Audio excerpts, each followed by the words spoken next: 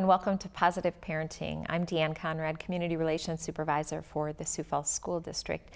We thank you for joining us today on Positive Parenting. It is a joint venture between the medical professionals of Sanford Health and the education professionals of the Sioux Falls School District. And our topic today is one that we hear more and more about in our community, the prevalence of diabetes and how our students can care for themselves and have a successful day in school while they're still very closely monitoring their blood sugars and their illness along the way. So very critical that schools be informed, that students be informed, that parents have all the knowledge they need, and that's what we're talking about here today. I have some guests joining us who will help us navigate this conversation, and Rhonda, why don't we start with you, please? Hi, I'm Rhonda Jensen. I'm the diabetes coordinator at Sanford.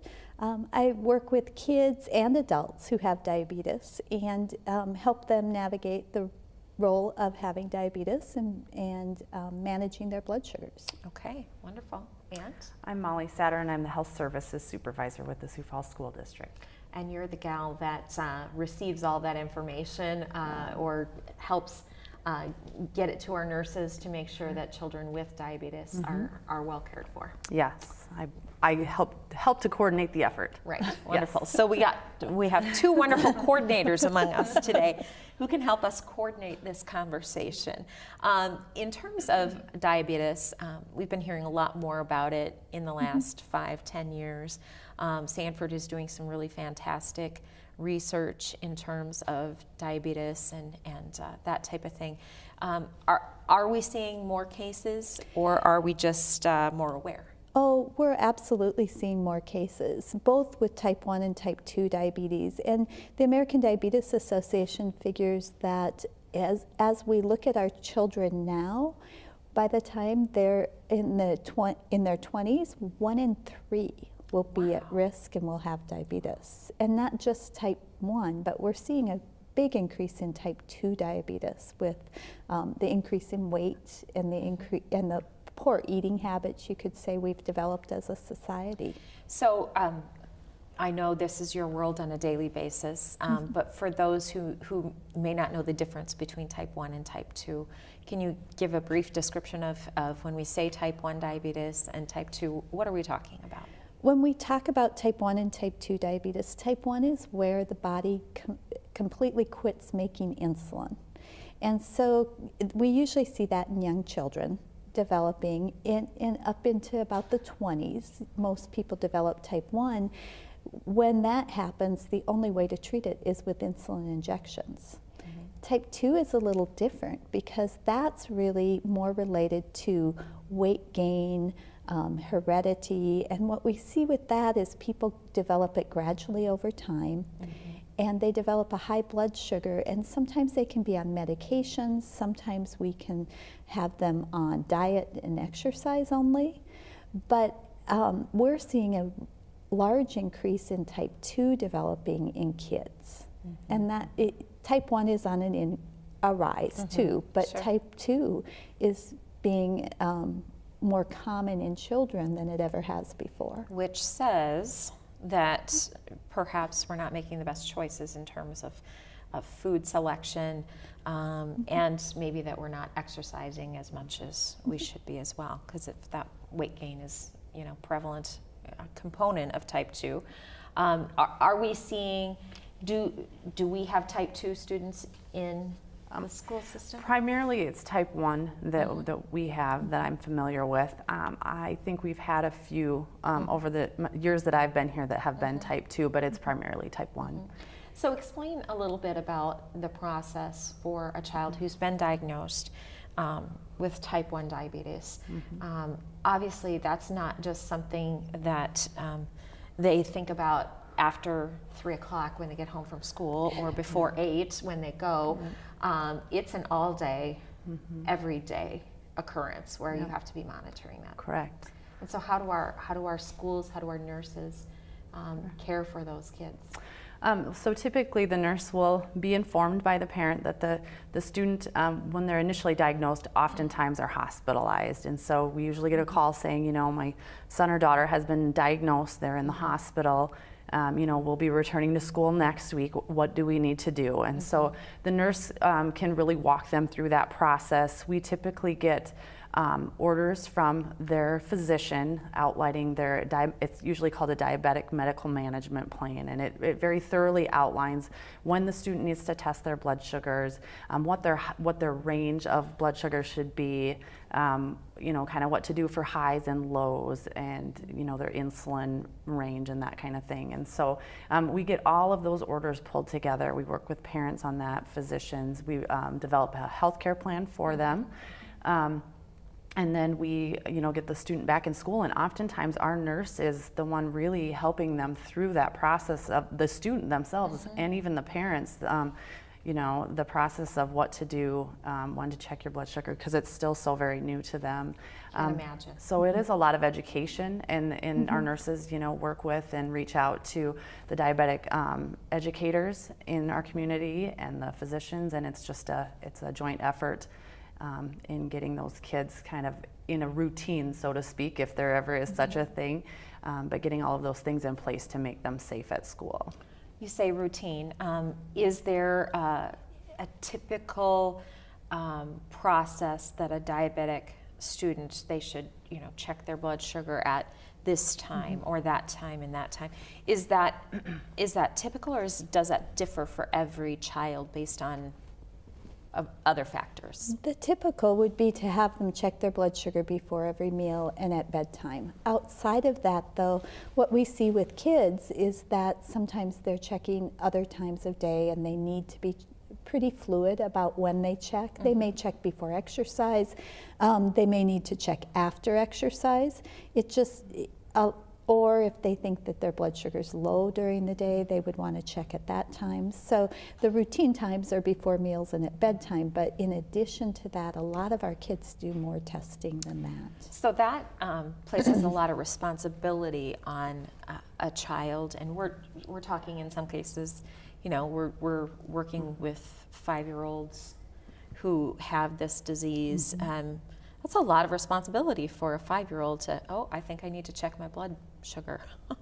How do you teach them when the right time is, or how to know? And I think, all kids are different to start with. They're all individual, so they all learn at a different pace and become able to do those things at a different pace. The other thing, though, is that all of them have, as we age, our ability to take care of the diabetes themselves changes over time. So that kindergartner, preschool child coming in may just be able to start helping with the glucose testing, but may need somebody there to actually poke the finger and do the test.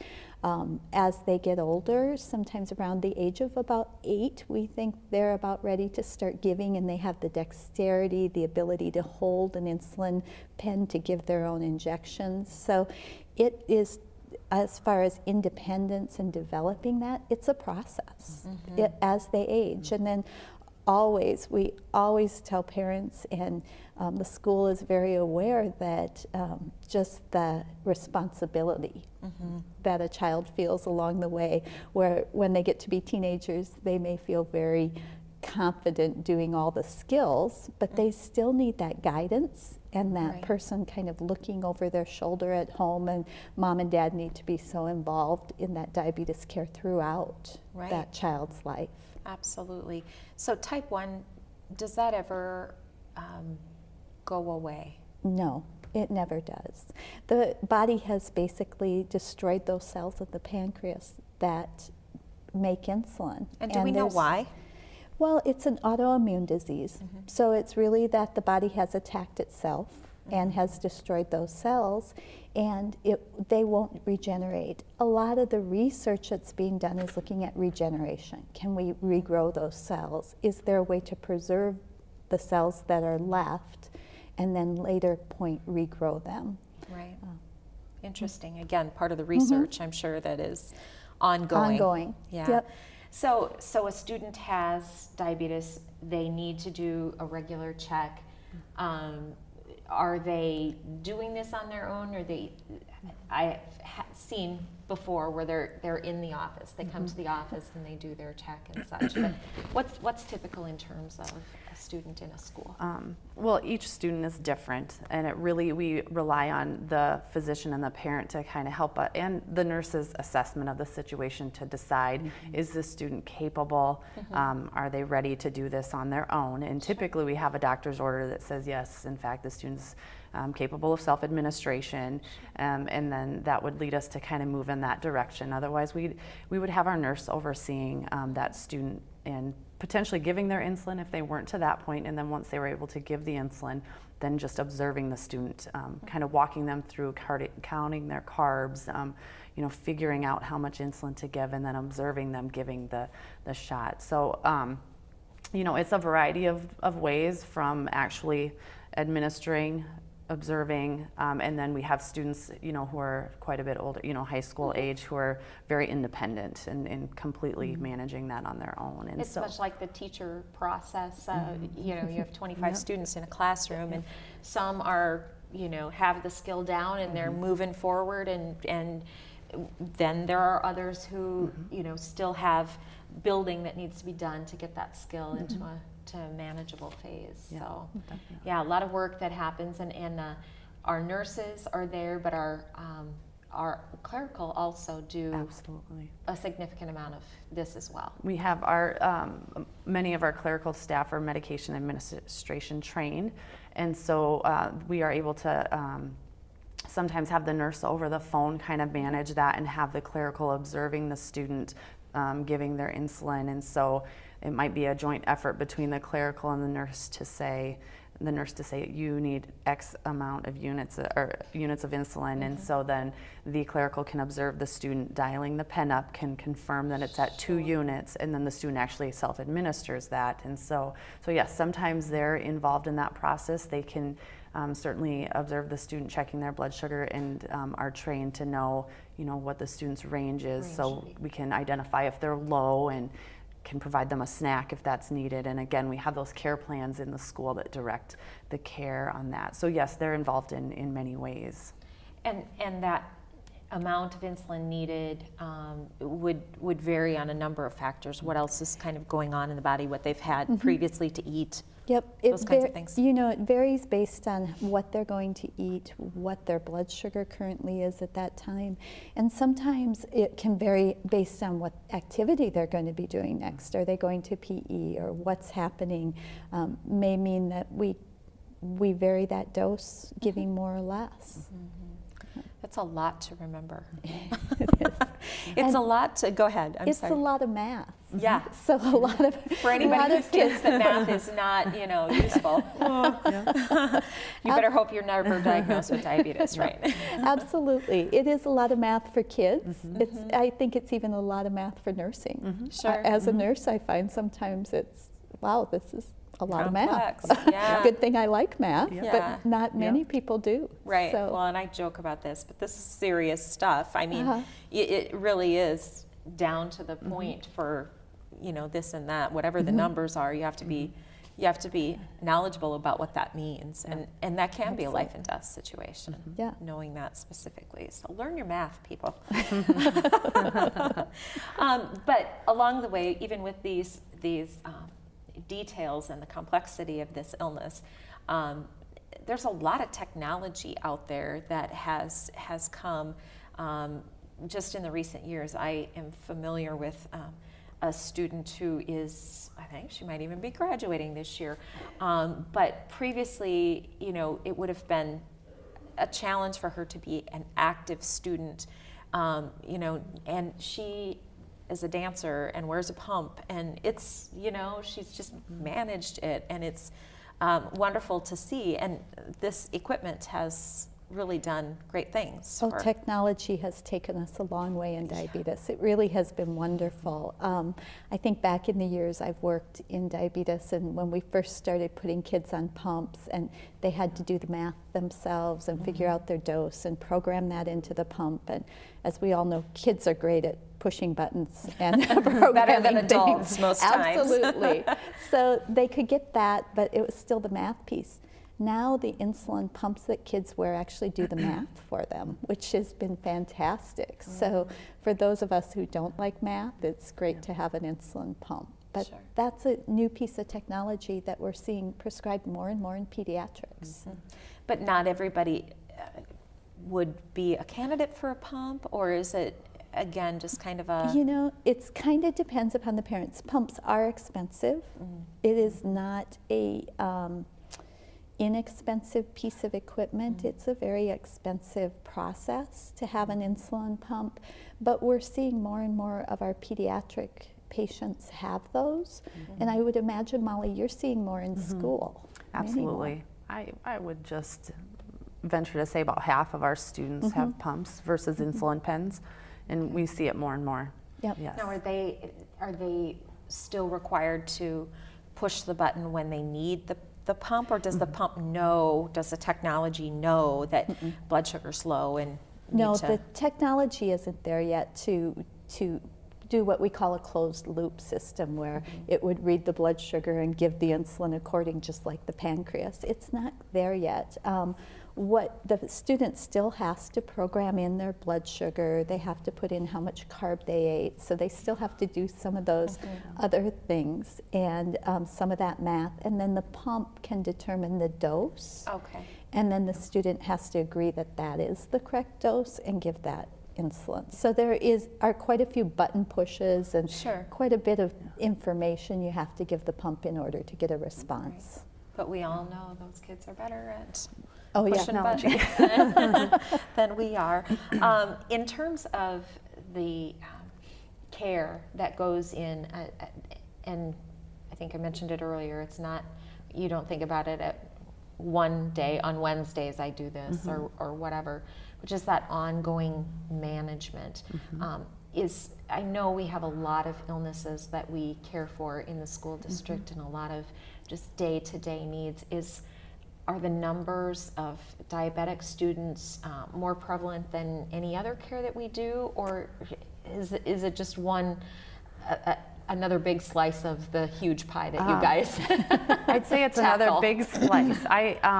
You know, it's definitely a big part. If a student has diabetes, it does take some nursing time to oversee and manage that, definitely.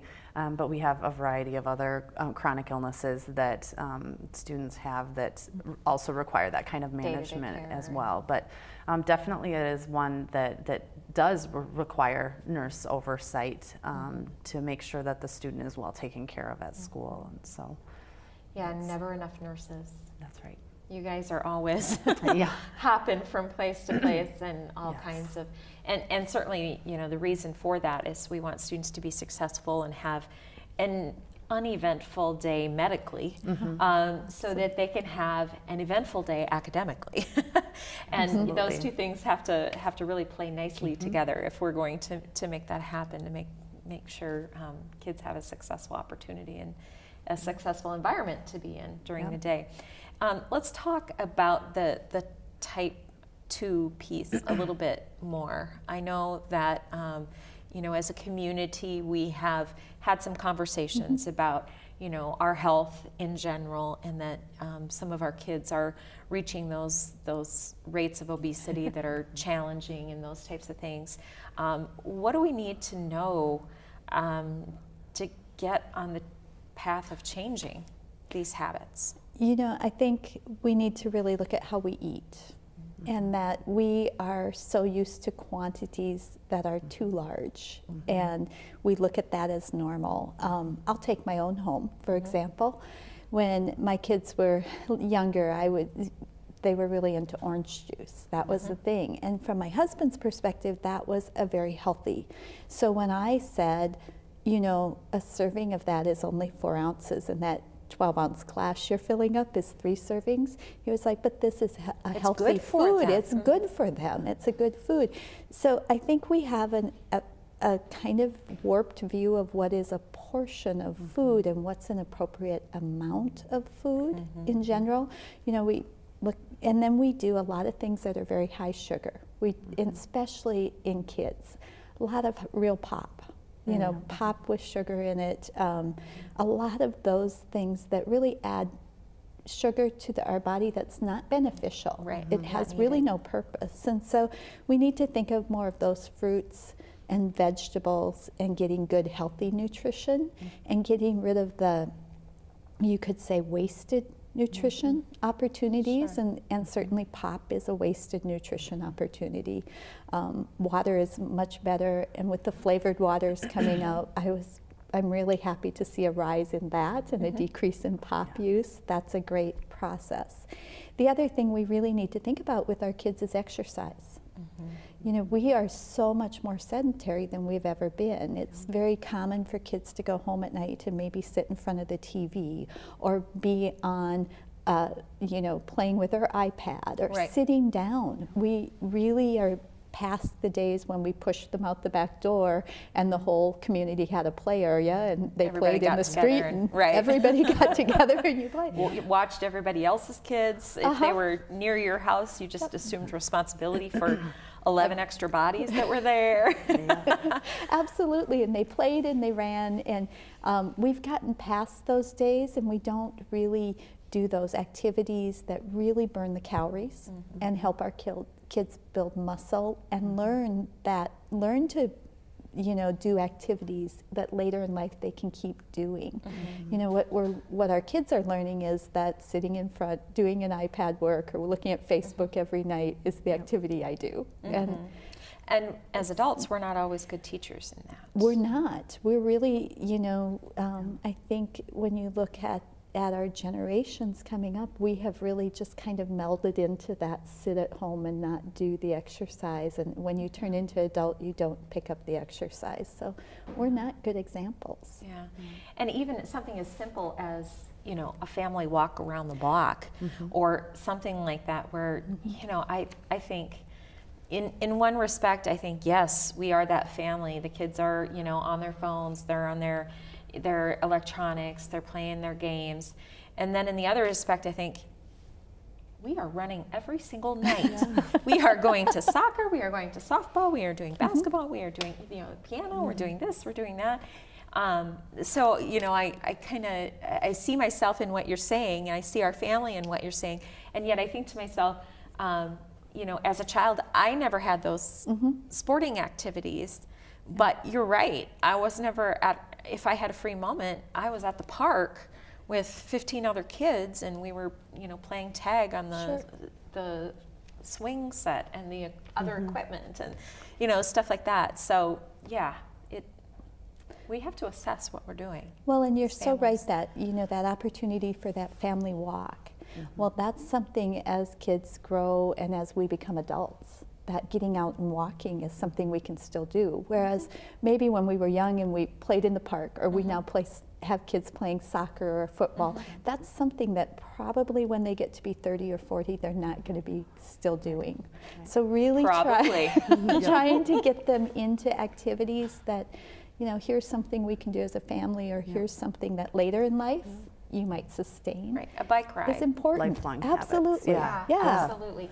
And we're I know in our physical education courses and things like that, we're focusing a lot more on, you know, that activity that can be done on a regular basis. You don't necessarily need equipment. Right. And you know, trying to teach. Right. You don't have to go to a certain location or be in a certain activity or pieces be a member of a gym. Right. That there are a lot of opportunities to get active and, you know, just out in our environment. Being in nature alone is a really good opportunity to just and that intense move. You know, intense workout. I think some people think if I can't go and do an intense workout for 30 minutes, what's the point? Why would I go? But again, it's just that movement, even, you know, walking up and down the steps, you know, a number of times or whatever, just, you know, heading to a store, even if you don't need anything, and walking around the outside of the, that can be a jaunt in itself. So, you know, those kinds of things. And just trying to teach that to your student, you know, it's okay to take to your child, it's okay to take the stairs. It's okay to but park the escalator at Shields is so fun. But some of those little things are just quick, easy little ways that we can teach kids to be active, you know, without it costing anything or being a big formal activity, so to speak.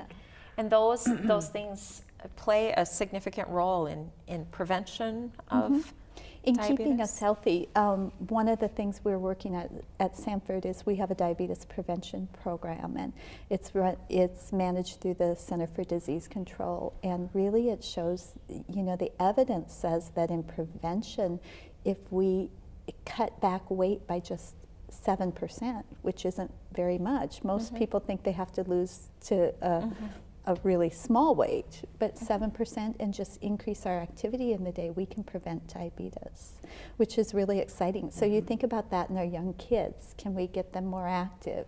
Can we help them, eat those healthy foods and really become more of a society of prevention?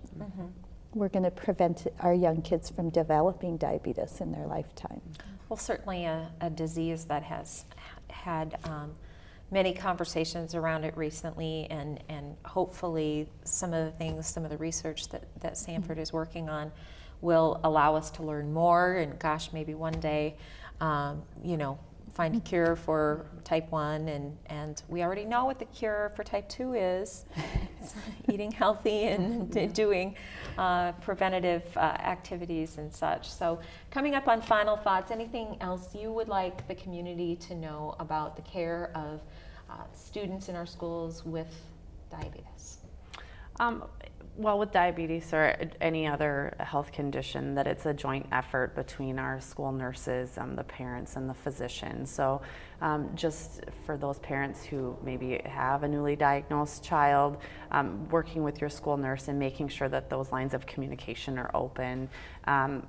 Like you had said, our goal is to make sure kids are healthy and able to learn, and then beyond that, we want to kind of take that health piece out of the equation. So that's not a focus during the day, and our focus can be on education. So that's really what our goal is for students. Great. Rhonda, any final thoughts? I think it's important that parents know that they have the school district to work with, because that is so critical, that when I go to work, I can leave my child and I know that there's a nurse available, there's somebody available who can really help to manage that disease. And as Molly said, we really want kids to have that academic experience and not spend their time because they're ill, maybe in the hospital, or not able to go to school because they don't feel well. So it's really important that we manage those blood sugars well, and we need the parents and the school district and the medical professionals all working together to make that happen. Absolutely. It's a complex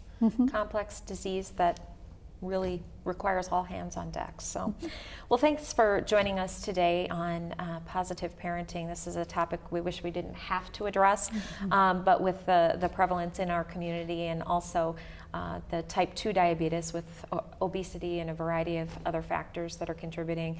Hopefully you've learned something here today. After you're done watching, turn the TV off, go do something fun, take a walk, get moving, and make healthy choices on your eating habits. Thanks for joining us.